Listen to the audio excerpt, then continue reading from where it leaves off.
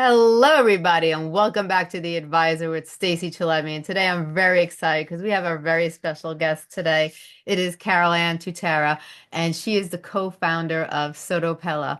And she is an amazing individual. Not only is she an amazing individual, but she's part of our podcast community. She has her own podcast on our channel, and she is just an amazing woman with an amazing story to tell. And she also wants to talk about today about dating yourself and just, struggling with loneliness and stepping out into the world and really being able to boldly step out and go into the single life again after you have gone through the grieving process and after losing a loved one. So, CarolAnn, it's always a pleasure to have you on the show. I love having you on the show. You are just an amazing person. Tell everybody a little about yourself and what you do. Thank you again for having me. I am the co-founder of SottoPelle.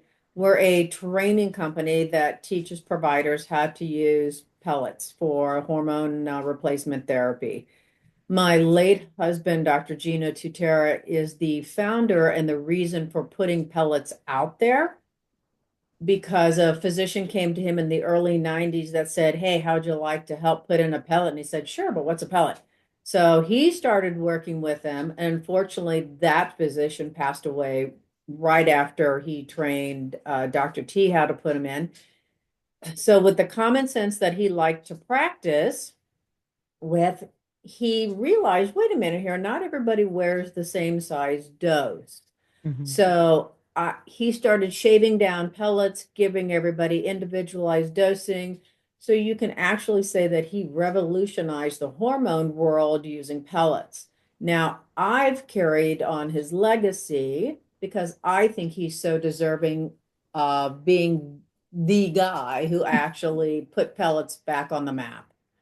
So I'm carrying it all on in his honor and blessed to do so. I think that's wonderful. Now, both of you were married a very long time, right? We were married 22 years, Wow. and I knew him probably over 25 years. Yeah. Wow.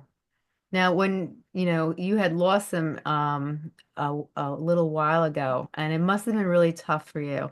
When you're with someone for so long, and you've known them for so long, and you spend so much time with that individual, you don't realize it, but both people become one. And when you lose your partner, it really is. I've never gone through it, but I just know by other people speaking about it that it is such a hard process to you never get over it. The grieving, you grieve, you go through the stages, it seems, but when, just from losing people in my own life, you never get over the loss of a loved one. You just learn how to cope with it. But for you, how was the struggle, of losing someone that you spent so much time with, you built this beautiful company with, had many memories with. It must have been such a hard time in your life to overcome. Well, as they say, the struggle was real.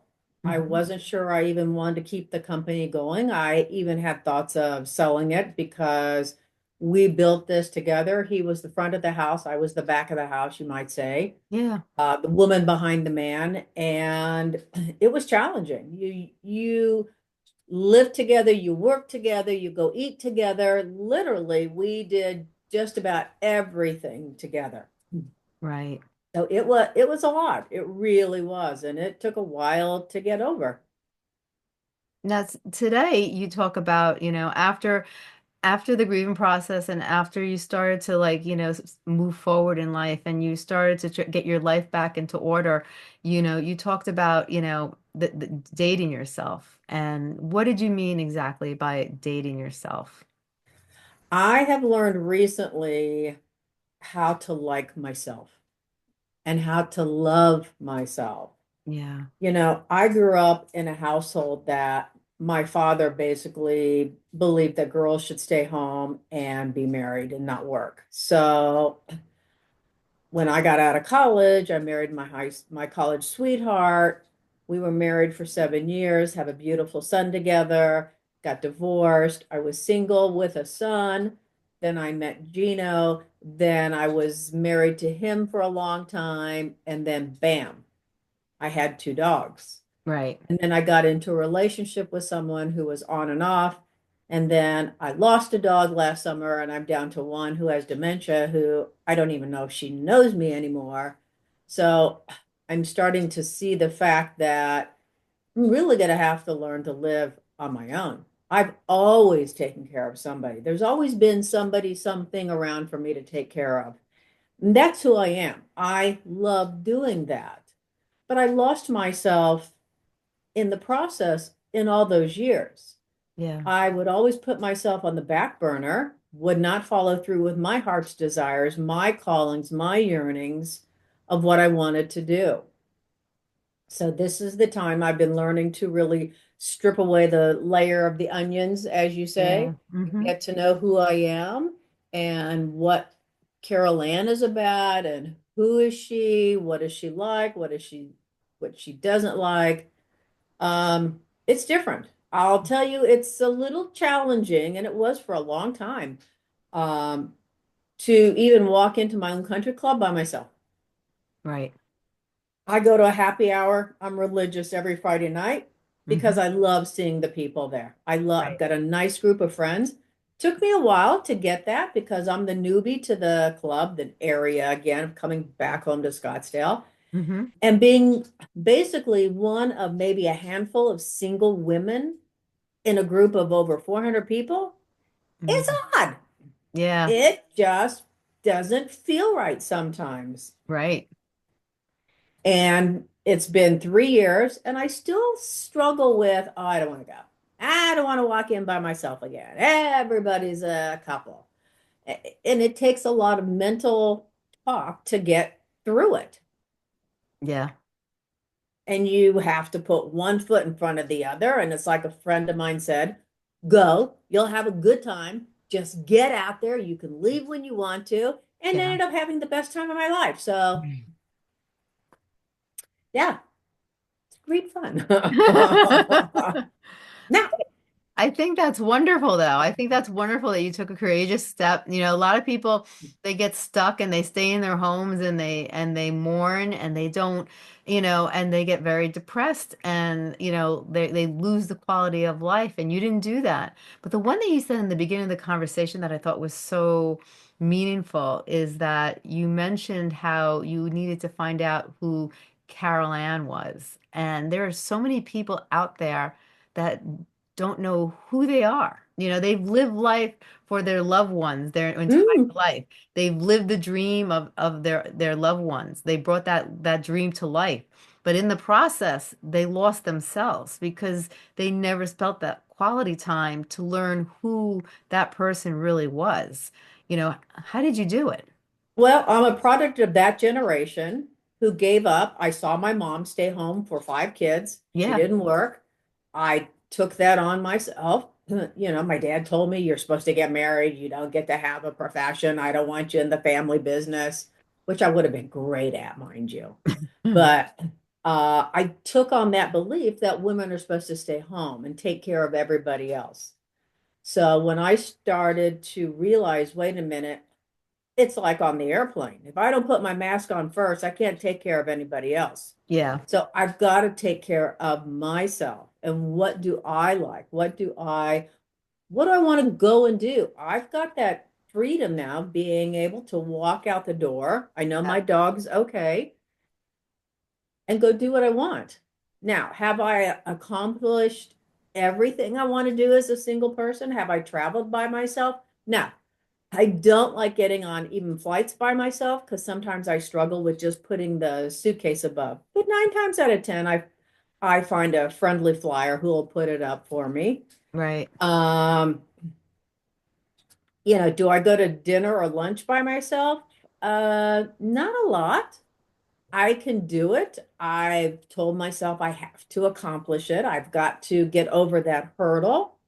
Yeah, Thank God we have phones. I think in past times people took books to read to keep right. them kind of busy and entertained. It's kind of unique in a way that I get to look around, not have to worry about making conversation, and I get to observe and experience what's going on in the restaurant.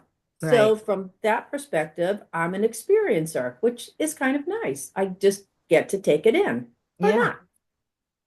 I love it. I love it. As you moved on and you learned to love yourself and you learned to accept yourself for who you are and you moved on in life, stepping out into the world and as a single woman, what challenges did you find? Well, I think the biggest challenge is, first of all, being a woman.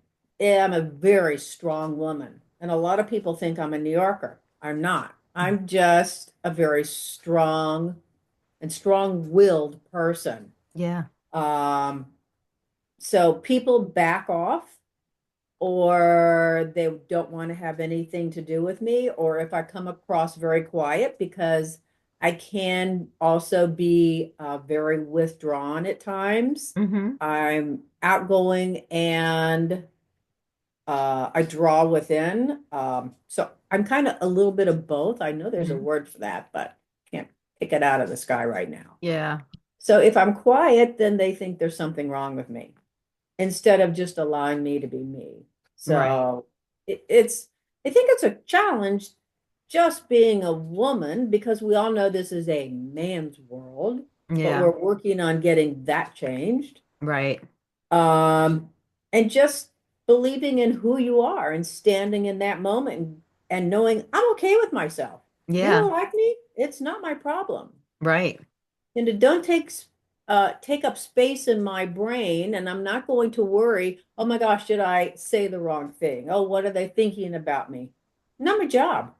Right. That took a long time to learn. Yeah. It really did. And I listened to an incredible guy every morning when I walk, Michael Singer. Man, that guy, he's got it. He knows why we're here and what we're supposed to do. And all we're supposed to do is work on ourselves and be happy. Just Yes. enjoy yourself every single day. Right. So that's what I really achieved to get to that point. Right. So even with your successes, you focused on being happy. When you finally got to that point, like you lived life, for your husband's dream, because that's the way you were taught. That's the way you were brought up in your generation. But then you went to this you found the real Carol Ann underneath, and then you started living life the way you wanted to. And now that you're living life the way you want to, so is it more like Michael Singer? Is it just living to enjoy life and not worrying about, financial needs or not worrying about the business so much, but just being happy? Is that like your main Well, goal? that's kind of his motto. You just have to worry about yourself. You get to experience life. You've got all this garbage inside where your brain's just constantly moving and going. You've Yeah. got to learn how to turn that off. You've got to learn how to turn a negative thought into a positive thought. Man, we've got a lot of work to do on ourselves. Yeah. This is not easy. I'll be It the is. first one to tell you. Yeah, It's not easy. for sure. And I think with the fires in California, it really has given me a new attitude of gratitude. I can go plug my phone in. I have a Mhm. bathroom I can use at my disposal. I have a refrigerator, a roof over my head. Yeah. I don't have to worry about where my next meal is coming from. I don't have to worry about if I had kids, where are my kids going to school? Where am I going to put them so they're comfortable? Yeah. Boy, this should be a wake-up call for a lot of people to realize it's not about chasing the dollar. It's about yourself and being grateful for what is in your life right now, because there are so many from that fire who do not have anything but the clothes on their back and might have lost their car to begin with too. Right. No, it's so true. It's so true. Sometimes we lose, we lose fact of what's important until we actually lose it. Sometimes the littlest things in life could be so meaningful until you actually lose it. And then you realize how valuable it was. And then it's too late. That's right. Absolutely. And the way I view this as we came here all to have all these different experiences, and your soul experiences are different than my soul experiences, and their soul experience, they all had to go through the fact that they lost something, and what does that mean to them? Yeah. And I tell you, I'm just blessed being able to sit where I am and realize if my biggest job is to be joyful every day, that's pretty, that's pretty good. I Yeah. can be grateful for that. I really Right. can. Right. What would you say, like, for people who really want to move forward in life and they, there's so many people I know that had lost someone and they feel so lonely and they live life, and they push through it, but they're deep down inside that pain still lies within their heart. What's your advice of, how to cope with losing a loved one? Well, the pain's always going to be there.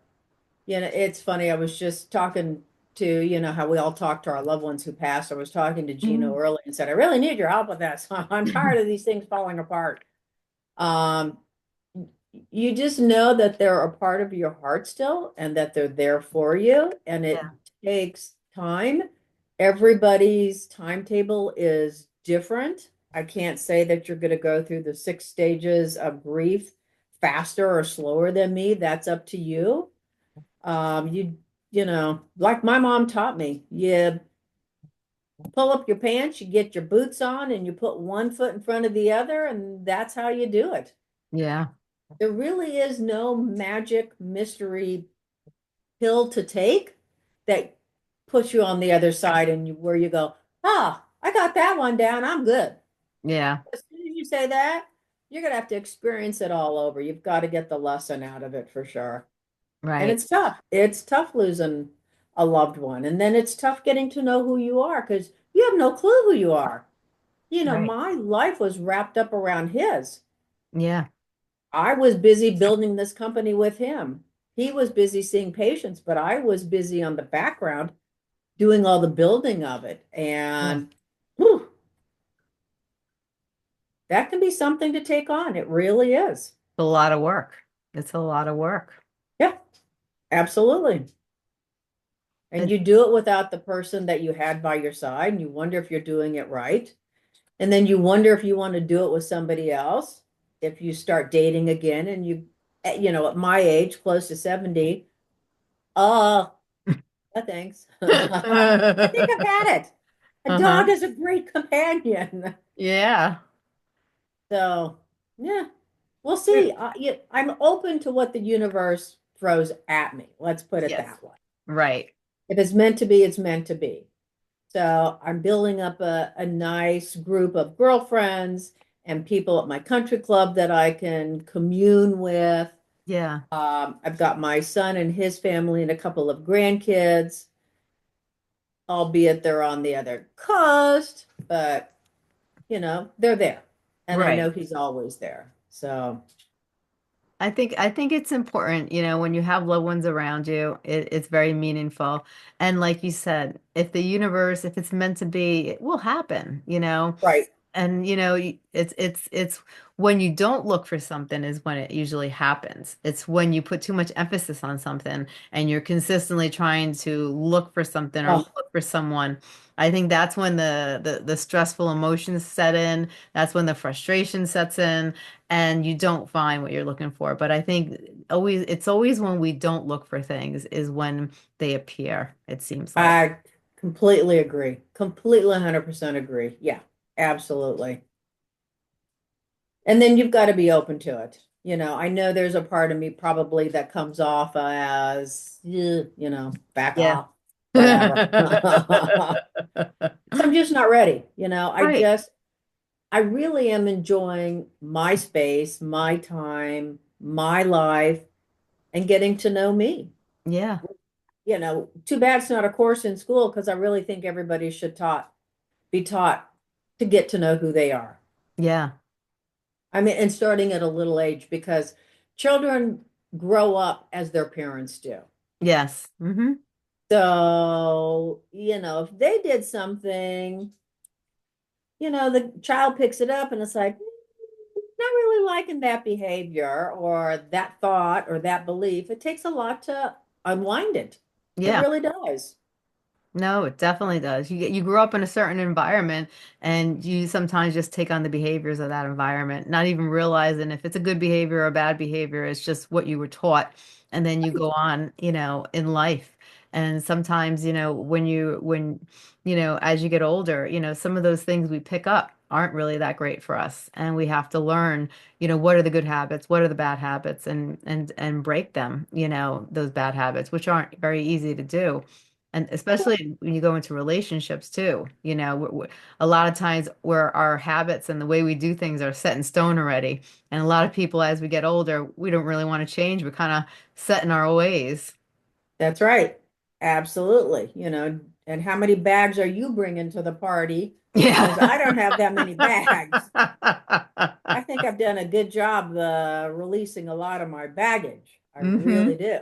hmm But a lot of people haven't. They don't take the time to work with someone to get to know who they are. And those are the kind of people I love to be around, those who Yeah. like to work on themselves. Right. Those are the best people to bring to be around because they bring you up. They raise you up. They support you. They encourage you to be the best you could possibly be, to reach your full potential because they believe in better in yourself. And Right, that's the kind of energy you want around you. right. That's the kind of person I would want in a partner. You know, I've been around the people with a lot of money, and if they lose their money, what happens to them? Right. Easy come, easy go, and they're not the same person they were after they lost the money when they had the money. Right. So,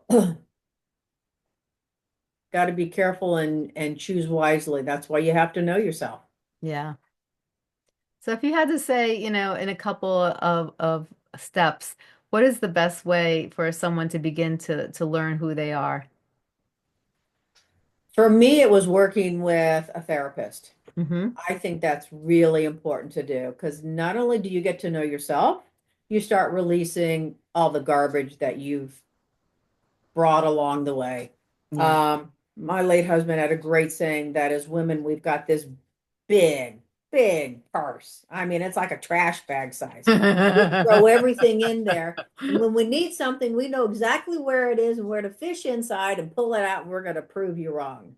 So I've done a good job on releasing all of that. I think it's important also to write and to journal. Journaling, you'd be surprised at how much your stuff starts to bubble up and come to the surface. Yeah, And the attitude of gratitude. I know it's out there and people use it a lot, but it really works. it does. It really does. It makes a difference in your day-to-day life. You could just step back and be grateful for the smallest thing. I'm not saying, oh, thanks for the new car, God. This is fabulous. No.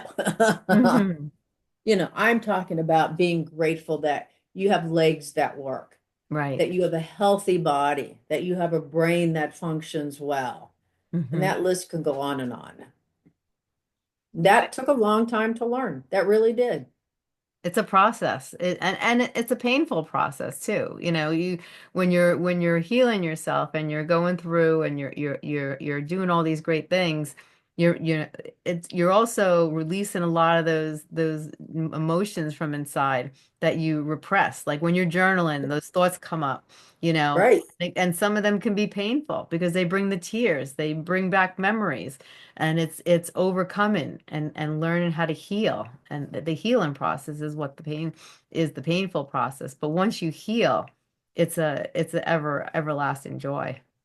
Right. And it's okay to cry. Unfortunately, I'd be able to look at someone and be sad and smile at the same time. I had Yeah, a therapist years ago point that out to me. I could not put the two together right. until I finally learned, hey, wait a minute, why am I smiling and laughing when I don't feel that way on the inside? Yeah, So it hooked up, which was great. And it's okay to cry. yeah. I mean, I cry at the end of books if they're warranted. I cry at movies if it's warranted. I don't care what the person sitting next to me thinks. This is my world and my shoes, and I'm walking in it. And if it feels good to release it, Good whether it's for happy you. or sad, it just feels good, and it's okay. I think that's wonderful. I think that's so healthy to feel like that. Now when it comes to solar pellets. I know for me, like I've done hormone therapy for many years, and I know that it has helped me so much. It helped me with my clarity, it helped me focus, it helped me with my moods, it helped me with a lot of things. Do you think, using pellets, because I know you're an advocate of it. Not only are you the co-founder, but you use it also. Have you seen a huge difference in how it's helped you function as an individual as you've gotten older and your hormones are now? Oh, I don't think I would have gotten through the grief if I did not have the hormones from the pellets. Absolutely not. It kept me stabilized. Not to say I didn't feel things. It's not a Right. mask of emotions, but I didn't take those high roller coaster highs and lows. It really helped a lot with my mood swings, with my night sweats, with my thought process. I couldn't do it any other way. Even today, I'm so blessed to be able to have known that he discovered this and Mhm. what it does for people. Yes. I think when you have balanced hormones, everything functions so much better and you have more energy and clarity and focus and your moods are more balanced and it's to me it was like a life-changing experience. Once my hormones were all over the place and they got balanced, it was like it took a little time, but once everything's, got balanced, I felt like a new person again. And I felt younger too. I felt more vibrant, more energetic. Right, right. You feel like your insides are finally connecting up, which is really nice. And then once you have that mental clarity, you're going to start feeling more of that joy and calmness and balance in your life that is really what it's about. It truly Yeah. is. Because it's amazing how many times we drive a car and there's a person in front of us not going fast enough, and here we are yelling and screaming at them. Well, they Right. can't hear you. So why are you doing that? What's the big deal? Yeah, that's where the pellets come in, that it just, okay, you're balanced out. Well, you're going that fast. All right, I'll just sit back and enjoy the ride. And that's Right. what it's about. It truly is. For me, 100%. it is. No, I agree 100% with you. Now, how does solar pellets work? SottoPelle is a method where we train others how to use pellet therapy. So the pellets are placed under the skin.